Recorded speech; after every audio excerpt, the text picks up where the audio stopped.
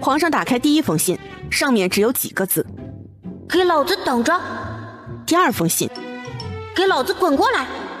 第三封信：把你老娘带上，立刻马上。皇上看着信上面的字，莫名的又有点想笑。他是皇上不假，但他还真没权力命令太后。他这个当儿子的，大多数的时候还要听太后的呢。皇上继续拆信，总之全部看下来就是个暴怒的小孩歇斯底里的怒吼，还有让他速速去玉华宫撅着屁股等他踹的意思。唐之陵才钓鱼回来，就看到一脸落寞的沈飞。怎么了，沈飞？怎么一脸落寞的？钓了几条鱼啊？10多条呢，都不小，晚上正好可以加餐呢。唐之陵看着沈飞好似恢复到了前些日子的样子，关切地问道：我看你没精神呢，是身体不舒服吗？没有，我就是觉得我有点失败。和我说说呗，是怎么回事啊？我发现孩子们都和我不亲了。孩子们越长越大，当然有自己的事情要做，不黏着你也很正常啊，你还有我呢。那怎么能一样啊？我是孩子们的妈妈，他们怎么能和别人都比我亲呢？皇后也是的，为什么要和我抢孩子？怎么，看寻儿亲近皇后，你吃醋了？有点儿。其实你不必吃醋的，那小子是故意的。啊？怎么会啊？他还那么小，怎么会想到这么多？你多观察观察就知道了。孩子们对咱们抛下他们，只带着小福宝出门的意见很大呢。花花这孩子特殊，他不介意，可是寻儿和小叶子2个人可是很有想法呢。我刚回来的时候呢，寻儿故意装的不认识我，还和皇上特别亲，我就猜到呀，他是故意的了。不能吧？寻儿这么小，又傻乎乎的，怎么可能这么腹黑啊？腹黑？就是表里不一的意思，外表很无辜，内心很诡诈。若是这个意思的话，那挺符合寻儿的。可我怎么感觉寻儿是真的和皇后关系很好啊，不会故意气我的呢？我就害怕寻儿被皇后给骗走了，以后不认我这个娘了。你偷偷观察一下就行了。哦，对了，至于你担心那小子被皇后骗走，纯属多余了。我不清楚皇后为什么对寻儿另眼相看，但寻儿啊，还是很在乎你这个娘的。不信的话，你可以试一试。不管寻儿是怎么想的，皇后那边我得想个釜底抽薪的主意。你有什么好办法呀？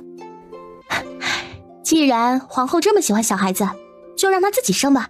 我就不相信那个时候她还有闲心和我抢孩子。你想给她吃药？我这可没有害她啊。她从前生过病，我这药给她，她从前的老毛病确实是能好。你想做就做吧，不过这事儿需要皇上配合吧。既然太后都来了，也不差皇上了，我让小福宝把皇上叫来。行，都听你的。现在不知道小福宝在干什么，出去1小天了，都还没回来呢。是啊，太后估计是太思念先皇了，这才困着小福宝不放的。此时在凤阳殿陪着太后下棋的小福宝努力掩藏起怒火，嘴巴甜甜的道：皇祖母，孙儿太笨了，怎么学都不会，我看还是不学了吧。不行，你皇爷爷的棋艺精湛，你这么像他，怎么能不会下棋？可是孙儿真的学不会，也不喜欢下棋。小福宝真的很想把棋盘给掀了，他真的1000次后悔不应该来避暑的，同时又把皇上骂了10000遍。今天就到这儿吧，明天一早你再来，皇祖母继续教你。你个老太婆，还没完了是吧？皇祖母，孙儿不想您太劳累，你看这几天你的皱纹又深了，眼下也青黑一片，您应该多休息。这小子是说我老是吗？小福宝从凤阳殿好不容易脱身之后，才回到了千羽殿。我娘呢，在干什么？王妃今天不太高兴，下午回来之后啊，就困在屋子里没出来，王爷正陪着她呢。谁惹我娘生气了？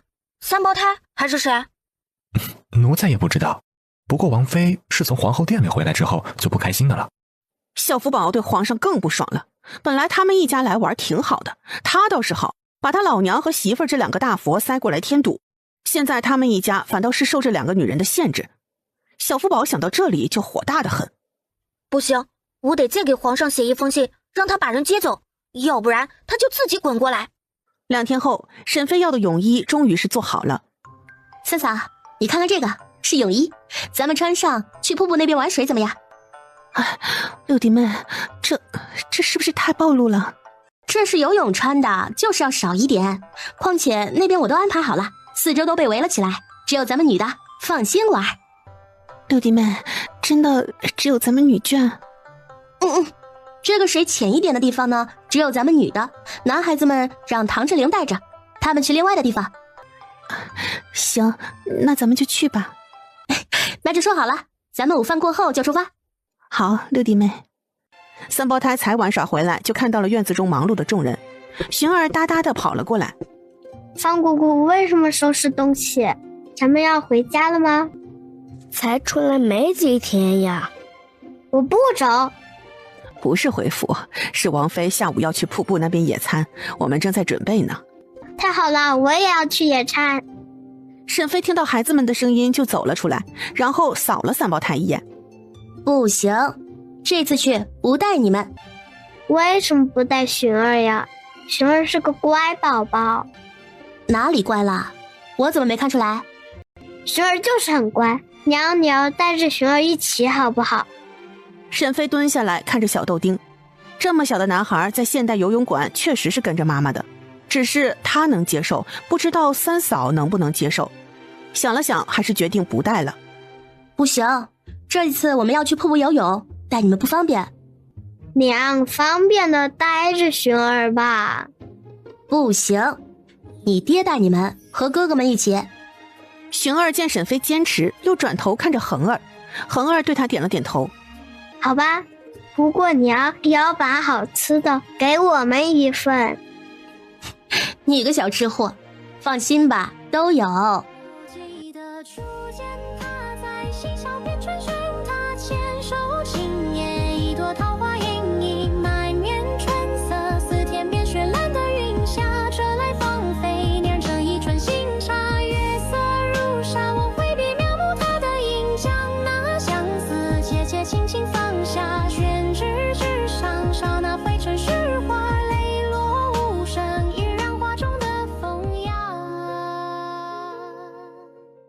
小叶子在岸边急得不得了。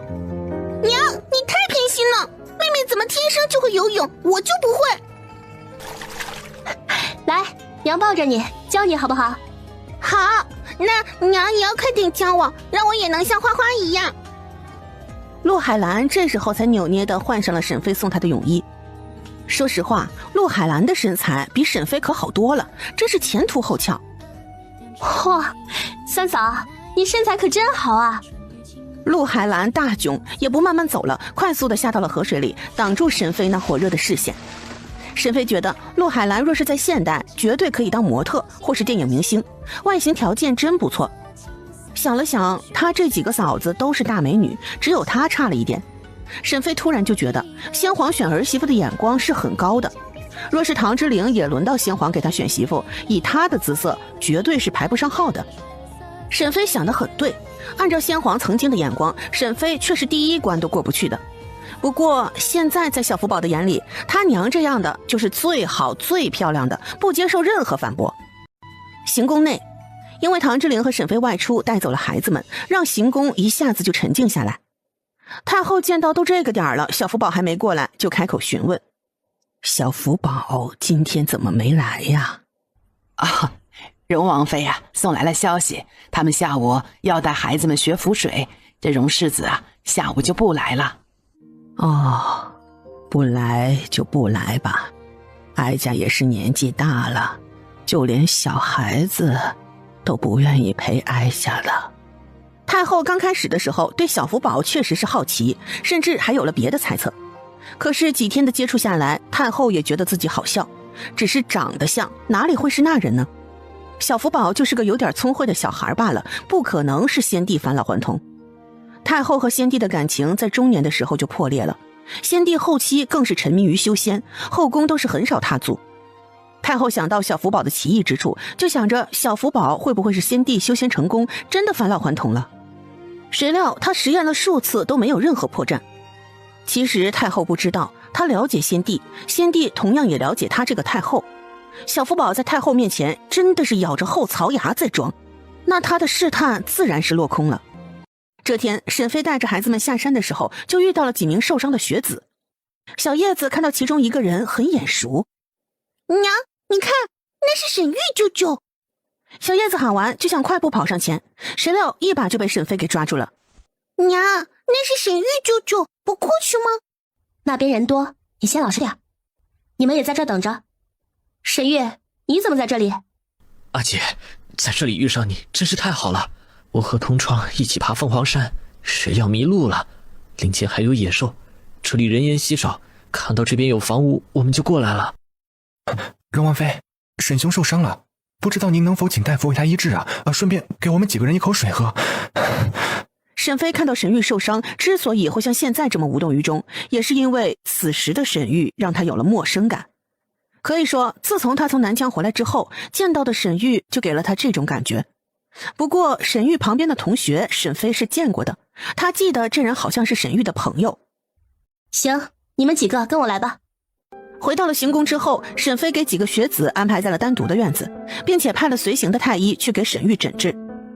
六婶，我有事和你说。玉红，你有什么事？六婶，我觉得刚才的沈玉是假的。沈飞也正有此疑问呢，他已经交代了给沈玉看伤的太医，一定要把带血的布拿回来，他要验个 DNA。哦，玉红，你发现什么了？六婶，真的沈玉看我们的眼神是隐忍的，既恨又怨，最后才是漠视。我在书院碰见过他几次，我知道我父亲和他的仇怨，可今天的沈玉并非如此，他对我都是蔑视，这种眼神我曾经感受过。你说感受过？难道他是你熟悉的人？我感觉他是我父亲曾经的谋士苏先生。苏墨尘？就是他。苏先生在益州王府多年，我虽然是王府的世子，可苏先生看我的目光，我永远都记得。那既然是苏先生，是不是赶快抓起来呢？我只是有这种感觉，但是不能确定。他的外貌就是沈玉的容貌。管他是不是，先抓起来，好好的审问。令策，带几个人去把那几个学生抓起来。那几名学子是国子监的学生，他们身后背景没查清楚，也不能伤了。是，王爷，世子。令策很快就带人离开了。1刻钟之后，10多名学子和太医就被带到了千羽殿。阿姐，这是怎么了？为什么要捆住我们呀？是呀，荣亲王，我们虽然是一介学子，但也有功名在身的。我们今日不过是来讨口水喝，若是不给也罢了，为什么要如此对待我们？荣亲王，家父正是太学博士徐长卿，我们只是山中迷路，真的没有做其他的事。是呀，荣亲王，还请明鉴。行了，其他人都先带下去，把沈玉留下。阿姐，发生了什么事？为什么这么对我们？我可是你弟弟啊！小福宝最先来到沈玉身边，伸出手在沈玉的脸上摸索了一下，发现没有面具。娘，他是真的。楚玉红也走了过来，仔细地盯着沈玉的脸，也试验了一下，竟然发现这是真的脸。现在他也拿不准了，不确定之前的感觉对不对。六婶，可能是我误会了。阿姐，咱们果然是生分了。沈飞走了几步，来到了沈玉的跟前，拉开他的袖子，看到了上面已经包扎好的伤口。王太医，带血的布巾你带回来了吗？王妃，在这里。沈飞接了过来，然后又薅了一根沈玉的头发，才道：生不生分，现在说还太早了，等一会儿咱们就知道是谁先生分了。沈玉的身子一颤，他目光复杂地看了一眼沈飞，但很快就安定下来。把人看好了，还有，从现在开始，行宫内的人无论是谁，全都不允许外出。令策，你带人把行宫封锁了，不管是谁的人，从现在开始谁都不允许出去，一切听我的命令。是，世子，属下这就去办。唐之灵担心几个孩子，我这就把这几个孩子带回来，不让他们乱跑。去吧，把孩子们都叫回来，放在一处。唐之灵点了点头，就快速离开了。沈飞也回了房间，其实是去了空间实验室。沈飞一脸沉重地出了空间实验室，小福宝立即就凑了过来，娘，怎么样？有结果了吗？你们记得当初一起进来的学子们一共有多少人吗？10多个呢，没太注意。六婶，我记得一共是13人。刚才来的人也是13个，没有错。我刚才做了个实验，发现被捆着的沈玉是真的沈玉，但却不是我们在半山腰遇见的那个人。六婶，这是什么意思？你说沈玉是真的，又为什么不是之前的人了？娘，你是说那人装成了沈玉，然后混到了行宫里？不对呀，若是苏先生装成了沈玉的样子，为什么要把真的沈玉带进来？还有，沈玉为什么要帮他？楚玉红说到这里，霎时就明白了，真的沈玉是为了我们一家来的。那人若是苏先生，还真是煞费苦心。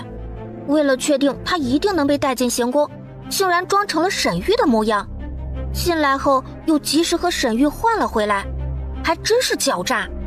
我去看看其他学子有没有戴面具，我认识苏先生的。说完就快速地跑了出去。沈飞对此却是不大乐观。看来苏先生有好几种面孔呀，那他在益州的时候未必是以真面目示人，玉红恐怕要失望了。果然很快楚玉红就跑了回来。六婶，那些人中没有苏先生。真的苏先生恐怕是藏起来了，就是不知道他千方百计地混进来是想干什么。六婶，问问沈玉，看看他怎么说。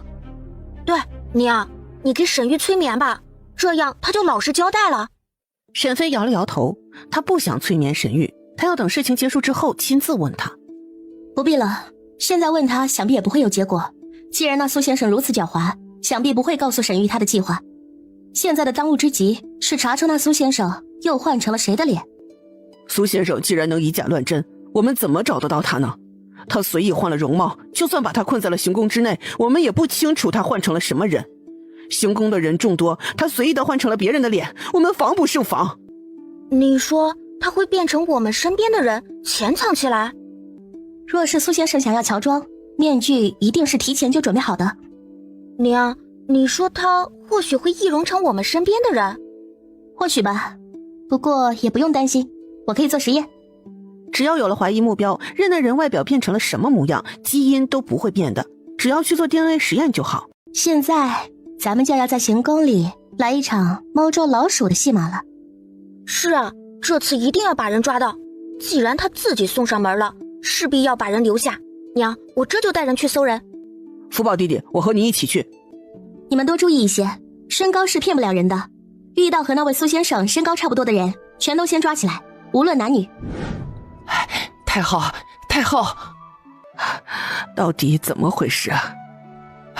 太后，咱们殿外来了好些侍卫，他们把咱们的宫殿给围了起来。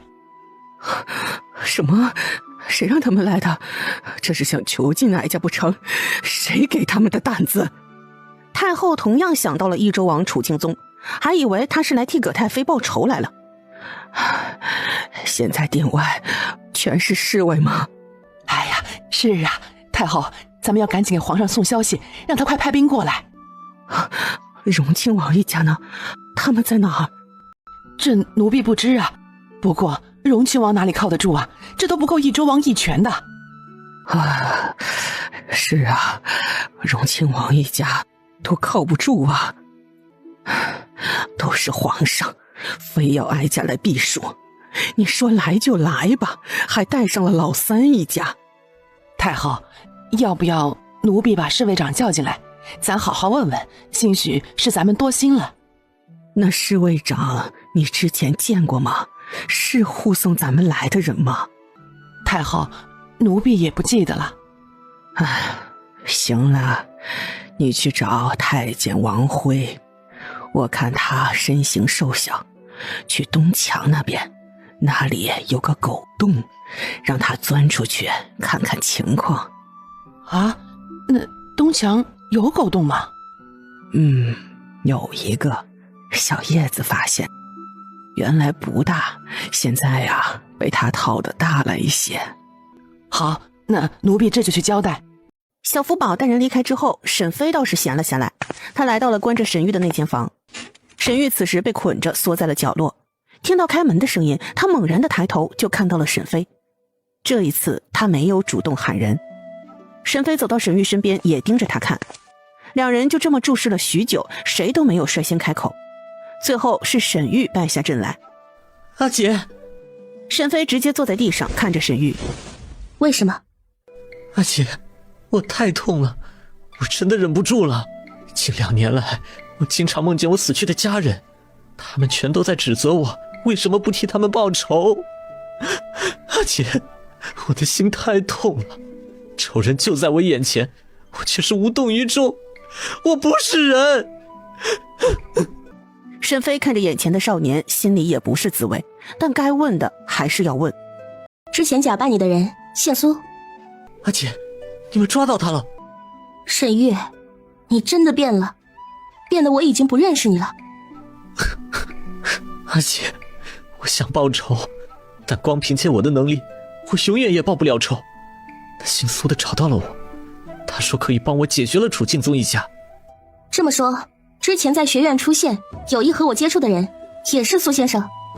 阿姐，你分辨得出来我和他的区别？感觉吧，我见到他的时候有一种陌生感，不亲切。阿姐，我不是有意的，我最开始的时候是被苏公子抓了起来，我以为我会被悄无声息的害死，可是他留了我一命，他答应我帮了他这次，他会帮我报仇，而且他也不会伤害你们的。阿姐，你要相信我，我不会害你和外甥们。沈玉，你觉得那姓苏的话可信吗？沈玉或许也想到了结果，但他不过是自欺欺人罢了。沈玉，从今往后你不再姓沈，改回谢吧。阿姐，你不要我这个弟弟了吗？其实是你最先不要我的。沈飞看着沈玉的眼睛，说完这句话，转身就离开了房间。屋内太过压抑，让沈飞的心口憋闷。阿姐，阿姐。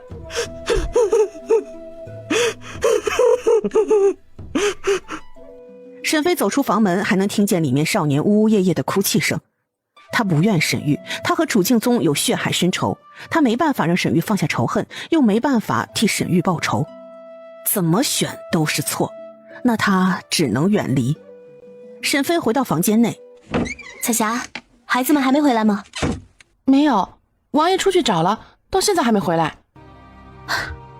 不行，我得出去看看。谁料才走到院子里，就听到了孩子们的叫声。娘，行宫里有好些人玩捉迷藏。娘，我们还没玩够呢。但是小福宝太霸道了，非要我回来。娘，你要好好教训一下小福宝。发生了什么事？我看小福宝好像在搜人，谁进来了？是呀，是和那些学子有什么关系吗？我看是从他们来了，行宫才乱起来的。行宫里进贼了，现在正找呢。你们这些孩子要老实一点。行了，你们先进屋里去，没有我的命令都不要出来。江儿，你们几人好好的看着小主子们。江七，你带几个人去凌雪阁，去把玉泽他们一家都带过来。是，王妃，属下这就去。江八，你们回来的时候见到王爷了没？没有，我们带着小主子是遇到了世子，他让我们带着小主子全都回到仙羽殿。沈飞的心咯噔一下，唐之灵去了哪里？这时殿外传来了一阵脚步声。娘，可疑的人我们全都带回来了，你看看。沈飞一抬头就看到了小福宝身后那纤长的身影，心里松了一口气。每人拔一根头发给我，要写好姓名，不要弄混了。侍卫不知道沈飞的用处，还是乖乖照做。沈飞得到这些人的头发，没有停留。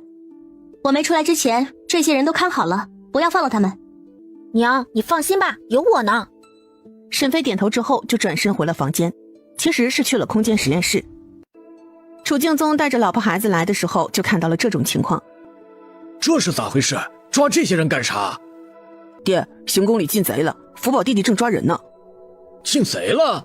哪个贼吃了雄心豹子胆，还敢来行宫撒野？真是嫌命长了。说完，看着被围在中间的那些人，这贼怎么五花八门的？闭嘴，好好看着，哪里轮到你看热闹？好，我不笑。你跟我来，我有事和你说。楚玉红觉得也不能让自家老爹闹笑话，于是也快步地跟了上去。唐之灵见几个孩子都在外面看着，就开口问道：三胞胎他们在哪里啊？快带玉泽和玉溪他们过去。三夫人，请跟奴婢来，我们郡主和小公子们都在里面呢。有劳王嬷嬷。唐之灵看了看天色，太阳都快落山了，又吩咐道：在家，你去和大厨房那边说说，晚饭也应该准备起来了。抓贼是抓贼，这肚子也不能饿着呀。是，王爷，奴婢这就去。还是我和你一起吧，我亲自嘱咐一下，让厨房呀做些王妃爱吃的菜。好，奴婢带王爷过去。令策见唐之灵离开，往日的武丹和武阳都没在，心中疑虑，又担心唐之灵的安全。你们两个跟着点，保护王爷。是大人。那苏先生或许已经混进了行宫之内，他既然自投罗网了，一定要找到此人。好啊，老子正想找他，他把我害成这样，还敢出现在我面前，真是岂有此理！若是让我碰到他，我一定要把他五马分尸。吼什么吼？那苏先生从前或许是易容了，现在他的真面目谁也不知道。你和他相处了好几年，一会儿你去认一认人，看看能不能认出来。你都说他是易容的了，我怎么认得出来啊？真是个糟心的玩意儿，就这点脑子，还整天做白日梦。唉，真是白瞎了这么强壮的大体格子。楚玉红这时候站了出来：福宝弟弟，我去试一试，让我看看他们的眼睛，也许能排除一些人。玉红不错，比你爹强。这么聪明的崽儿，若是我的儿子，那当年的皇位就传给他。楚敬宗见到小福宝夸他儿子，也与有容焉。比儿子方面，他完胜老大，嘿嘿。三人在房中谈完话之后，就走出房门。沈飞从空间实验室出来，然后推开房门。小福宝见沈飞出来之后，立即跑了过来。娘，有结果吗？这些人都不是。啊？怎么会？这些人都不是，全都放了吧。娘，是你的法子不管用了。总之，这些人不是。若是还要查 DNA， 恐怕要化验行宫内的所有人，那这样就太麻烦了，而且也需要时间。天已经黑了，恐怕混进来的苏先生已经藏起来了。娘，你也不必担心，他才一个人，就算有同伙，也才几个人。行宫守卫森严，他翻不出多大浪花。令策，传我命令，行宫内所有人都不允许单独行动，护卫们也都仔细辨认，看看是否出现了陌生的面孔。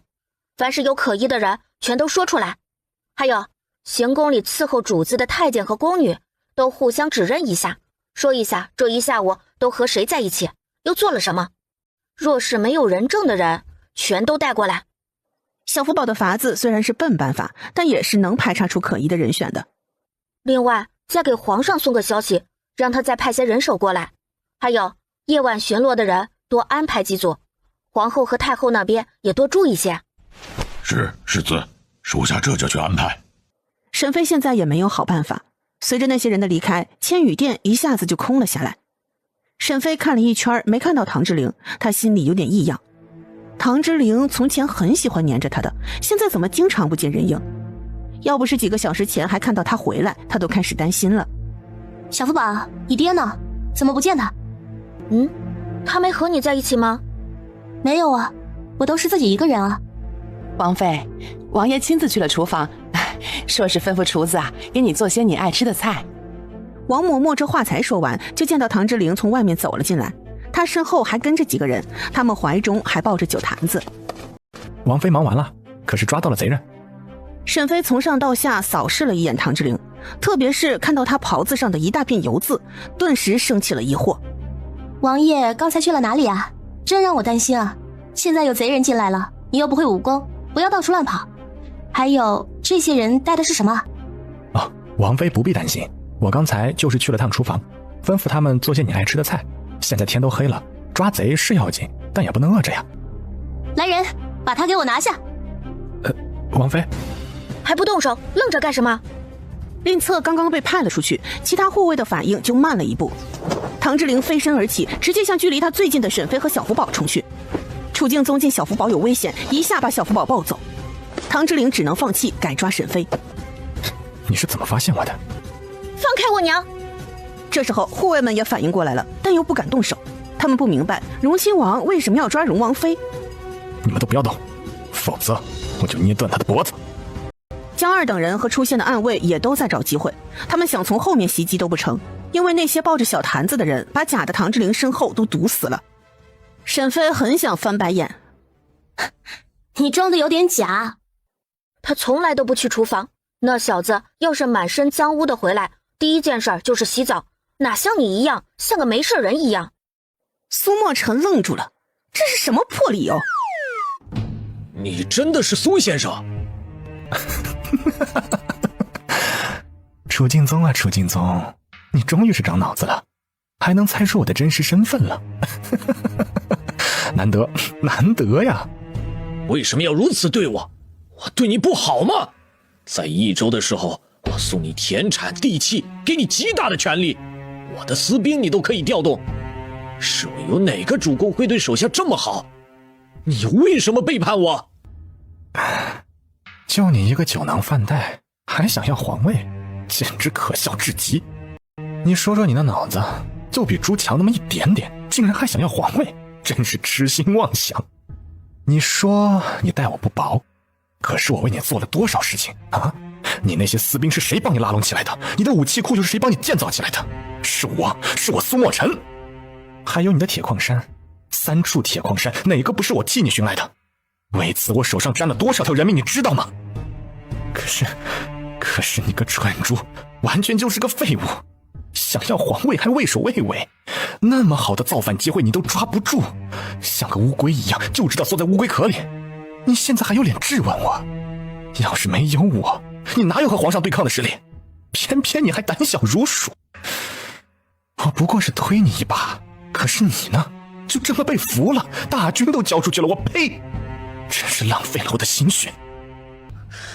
你无耻，都是你害我，否则我现在也不会成了阶下囚。楚玉红不管楚敬宗，见他总说些没用的事，于是问道：苏先生，巴东郡谢家、银阳城泰家、德龙镇赵家3家灭门都是你做的吧？世子还真是聪慧啊。呵呵，很好猜。我父亲有争夺皇位的心，但兵器钱粮并不关注。光靠你父亲的脑子，喝西北风吧。不过，我还真是小瞧了你，小年纪就有这份心思。想当初我的私兵能被皇上找到，都是世子的功劳吧？功劳谈不上，苏先生借着我父亲的名义和益州刺史鲍恒做了那么多坏事，反倒是让我父亲背锅。我这个做儿子的可不能任你如此欺负他。苏墨尘看着半大少年的楚玉红，称赞道：世子这份脑子还像点我们楚家人。苏墨尘这话一出口，就让所有人的目光一致。苏墨尘看着众人吃惊的神色，手中的力道更重了一些。若不是这女人坏事，我早就拨乱反正了，皇位也回到了我们这一脉，哪里还有他楚敬德做皇位？沈飞之前听着苏墨尘交代，他没想到灭了谢家的主使者竟然是他，他也就没有动手。现在这家伙交代完了，他就要动手了。沈飞从空间里拿出了匕首，猛地向后刺去。你该死！动手去救我娘！寻找机会的护卫立即飞身而起，准备去救人。但苏墨尘会功夫，沈飞离他很近，他迅速起身去抓沈飞。沈飞见没有办法，身影直接消失。苏墨尘扑倒的那一瞬间，还是不敢相信，人就这么凭空消失了。明明就在眼前的人，就这么没了。沈飞在苏墨尘倒地的瞬间，又快速从空间出来，踩了一脚苏墨尘，然后快速地向护卫那边跑去。意外就是这么一瞬间，众人都有些怀疑刚才是不是眼花。毕竟现在已经天黑，看不清很正常。很快，苏墨尘和他的手下就全都被抓了起来。你是个妖女，你不是人，你是个妖怪。我不是。你就是，你刚才凭空消失了。唐志玲呢？你把她藏到哪里去了？她呀，在地府等着你呢。你杀了她？我不仅杀了她，我还要你们全部都陪葬。说完，苏墨尘的袖口中放出了一个信号到天上，天空中传来了炸响。小福宝沉着脸，这人还有后手呢。魏朝，你带人赶紧去找人，把荣亲王找到。是，世子。还有，通知吝策，把皇后和太后全都接到仙羽殿。没用的，没用的。他们今晚全都会跟着下地狱的。苏墨尘说完，玉华宫四周顿时火光冲天。我要所有人全都一起陪葬。这时候，殿外传来了一连串的脚步声。世子，有2个荣亲王，有一个一定是贼人家办的，还有行宫外着火了，特别是行宫的宫门口，火势很大。林策才带人走进院子，就看到了被制服的荣亲王，就住嘴了。看来那贼人已经被发现了。唐之灵，唐之灵，你怎么样？六叔，你醒一醒！都怪我，我应该早点发现的，都怪我。沈飞抱着唐之灵的头，从空间里拿出了蓝色的药剂。你张嘴，我给你吃药，我给你吃药。可是唐之灵毫无反应，还是紧紧地闭着双眼。小福宝的眼睛通红，他恶狠狠地看着苏墨尘。你该死，不应该伤他。心痛了吗？心痛就对了。楚成业灭我满门，我只不过伤了他的儿子，已经很便宜的了。小福宝从小靴子里拿出了小匕首，来到了被制服的苏墨尘身前。灭你满门又怎样？成王败寇罢了。今天我就送你和他们一起去下葬。说完，直接拿出匕首，在他的身上捅了几个血窟窿。放心，我不会让你一刀毙命，那样太便宜你了。我要让你一直痛，一直痛，直到血尽而亡。都说你和先帝长得一模一样，这心也是很毒。小福宝手中的匕首又转了几圈，轻声道：那你有没有想过，我就是他，他就是我呢？什么？你？苏墨尘，你是楚敬显的儿子吧？你知道我？哼，猜到了。毕竟当初的漏网之鱼，也就只有楚敬显和楚家染这2个小崽子。没想到他们还真是成了气候了。不过你爹的运气不好，没有楚家染能藏，20多年前被我给找到了。哼哼，只是没有想到他竟然还有你这么个孽种活着，还真是让我意外啊。不过今天楚承乾这一脉也就全灭了。你姑姑楚家染和表弟钟正达已经被吐蕃皇帝秘密处死了，你也很快就会下去陪着他们，想必就能一家团聚了。今天来了，我就没想活着出去，能让你们所有人给我陪葬，那也值了。缺了楚敬德，还真是可惜呀。不过有太后和皇后在，那也算值了。该死的狗东西！行宫所有的出口全都被我堵死了，那里的火势最旺，你们是无论如何都跑不出去了。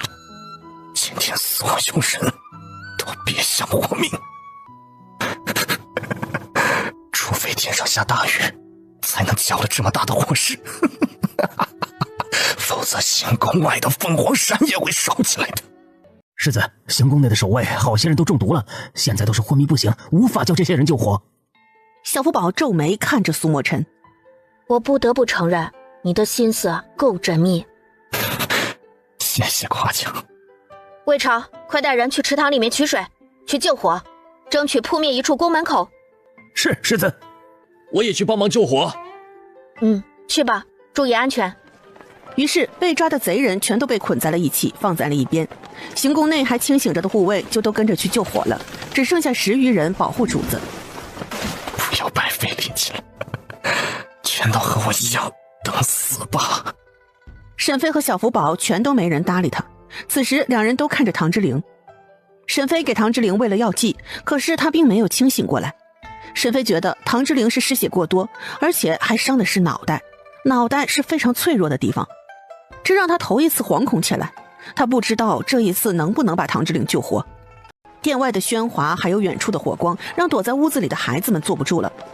花花扒着门缝，看到远处着火了，很是焦急。凤姑姑，放我出去！方姑姑，你躲开，外面着火呢！郡主，现在外面有贼人，你们不要出去添乱。小叶子把花花推开，在门缝处就看到沈飞坐在地上抱着唐之灵，立即大喊道：我爹受伤了，快让开！寻儿和叶儿两人一听这话，也立即凑了过来。方姑姑，你要是不让开，我就把你赶出王府去。对，不听话的仆人，我们不要。小叶子趁着方姑姑愣神，一下子就撞开了他，把门给打开了，然后几个小豆丁全都跑了出来。爹，你睁开眼睛啊！花花看了远处的火花，拉了一下呆愣的沈飞。快把我送进去，我有东西拿出来。沈飞呆呆的直接把花花送到了空间里。天黑着，众人倒是没有发现少了一个孩子，主要是围着唐之灵的孩子太多了。快放我出去！沈飞听到了花花的呼唤，把她放了出来，看到她怀中的东西，问道：这是什么？看着像火箭炮，我从前怎么没有见过？好东西，能下雨的。说完也不管沈飞，叫来了江二。来，你来点火，烧这里。江二照做，很快众人就看到一个带火的东西嗖的一下飞到了天空中。1刻钟之后，天空开始淅淅沥沥的下起了小雨。下雨了？苏墨尘一脸不可置信。怎么会？天道不公！天道不公！喊完这话之后，人就这么没了气息。他身上本就中了数刀，一直往外流血，要不是想着看众人被烧死，心里存了一口气坚持着，早就没气了。现在见到雨越下越大，希望破灭，他就这么被活活的气死了。